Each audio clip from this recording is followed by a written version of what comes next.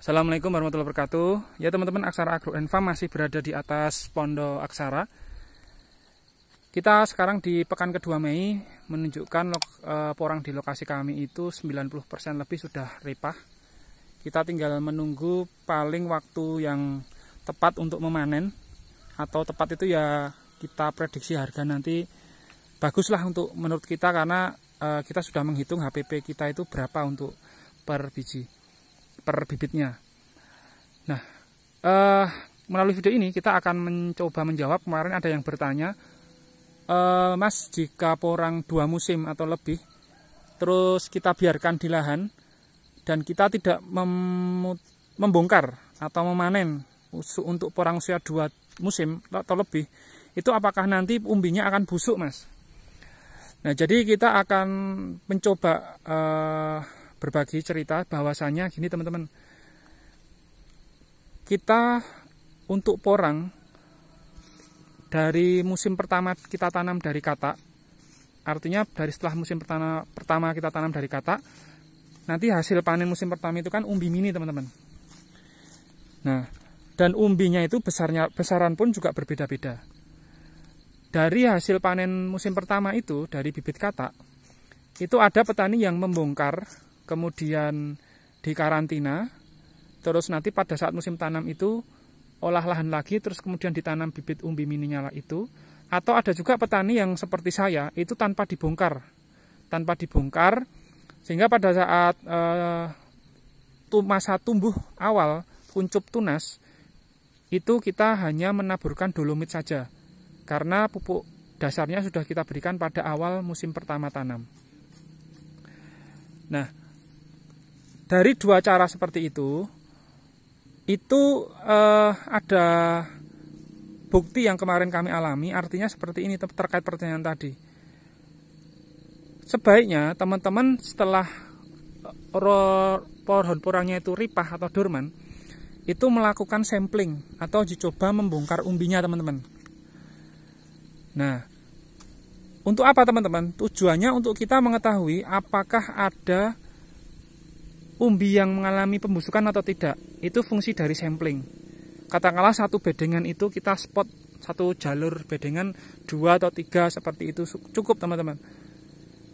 Selain melakukan sampling, kita harus mengingat betul pada saat awal pertumbuhan sampai masa akhir pertumbuhan sebelum dorman atau ripah, itu apakah ada area di kebun porang kita yang mengalami dorman dini, atau 1-2 batang yang mengalami dorman dini.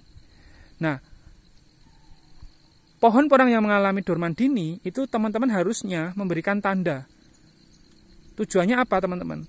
Tujuannya nanti pada saat semua lahan porang itu sudah full dorman atau ripah semuanya, teman-teman inspeksi bongkar, uji coba bongkar di porang itu, apakah umbinya busuk atau tidak. Biasanya kalau teman-teman itu memberikan atau sudah masih ingat di daerah mana kebun porang teman-teman yang mengalami dorman dini, terus kemudian teman-teman itu nanti akan membongkar umbi porang saat panen, biasanya umbi itu akan busuk teman-teman.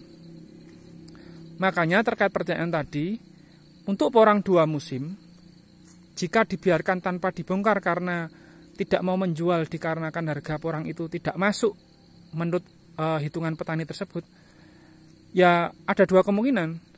Bisa busuk, bisa tidak. Bisa busuk itu untuk umbi porang yang pada saat mengalami pertumbuhan itu tidak normal, artinya terkena busuk pangkal batang.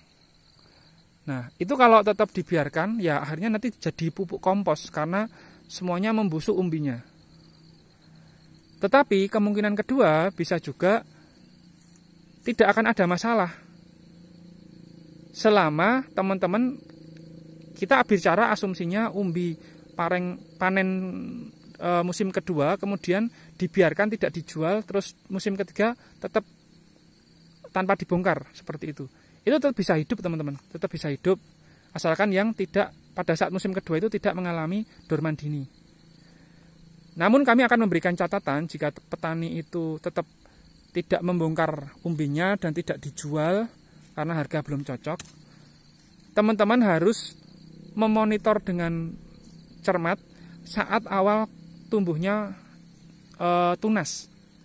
Karena kami pernah buat video sebelumnya, di mana ada teman kami yang memulai usaha porang itu 3 tahun yang lalu saat bibitnya sedang mahal-mahalnya. Terus musim kemarin 2023 panen itu tidak dibongkar karena harganya nggak masuk. Dan dia juga kecewa dengan harga. Walhasil dia tidak mengkontrol awal pertumbuhan tunas. Sehingga 80% itu tumbuhnya tunas spora semua. Efeknya apa? Umbinya itu justru malah mengecil, teman-teman. Bukannya malah membesar, makin mengecil karena tidak dipotong sporanya. Nah, ada juga yang bertanya, Mas, kami sudah motong sporanya, apakah berapa lama nanti muncul tunas baru, dan apakah pasti akan muncul tunas daun?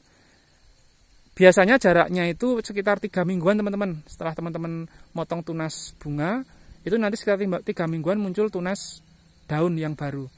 Tetapi memang kenyataannya tidak semua tunas spora yang dipotong itu tumbuh berganti tunas daun.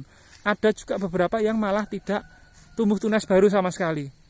Makanya kalau saran kami untuk teman-teman petani yang lahannya itu tidak sewa alias milik sendiri dan lahannya luas, sebaiknya buat siklus tanam dan panen itu 2 musim minimal. 2 musim saja lah, tidak usah ada kata minimal.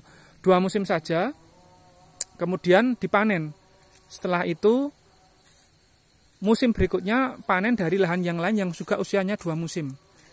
Perkara nanti ada umbi yang di bawah 1 kilo, jangan dijual, teman-teman. Karena kalau dijual itu kerugian untuk kita. Mending tanam lagi atau dibelah.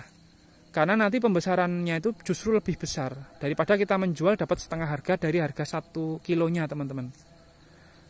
Nah, itu jawaban dari kami. Ada 2 kemungkinan umbi jika tidak dibongkar usia 2 musim bisa busuk jadi kompos karena pada saat pertumbuhannya itu mengalami dorman dini, atau yang kedua bisa juga tumbuh sempurna nantinya karena tidak mengalami dorman dini, tetapi catatan dari kami tetap dikontrol.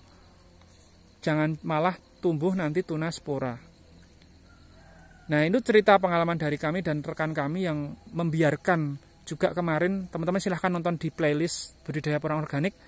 Sangat kecewa, lahannya sudah sewa, bibitnya beli 3 tahun yang lalu, pas mahal-mahalnya itu, teman. Dan terpaksa dibongkar dengan traktor karena sudah dikejar-kejar oleh pemilik lahannya. Resikonya memang rusak umbinya, tapi sama beliau memang akan dijual ke pengrajin home industry pengecipan jemur matahari porang, teman-teman. Nah, itu cerita dari kami, dan kita kebetulan sudah di desa kami sudah adzan asar nih, teman-teman. Kita masih, ini sudah gerimis, teman-teman. Di pekan kedua Mei itu masih gerimis kalau di daerah kami. Salam semangat selalu, dan yang tetap tanam porang tidak usah minder dengan bulian-bulian netizen. Dan teman-teman yang sudah menyerah di porang, kami doakan semoga mendapatkan rezeki di komoditas pertanian yang lain. Kita sebagai petani tetap semangat, saling menyemangati masing-masing. Terima kasih. Wassalamualaikum warahmatullahi wabarakatuh.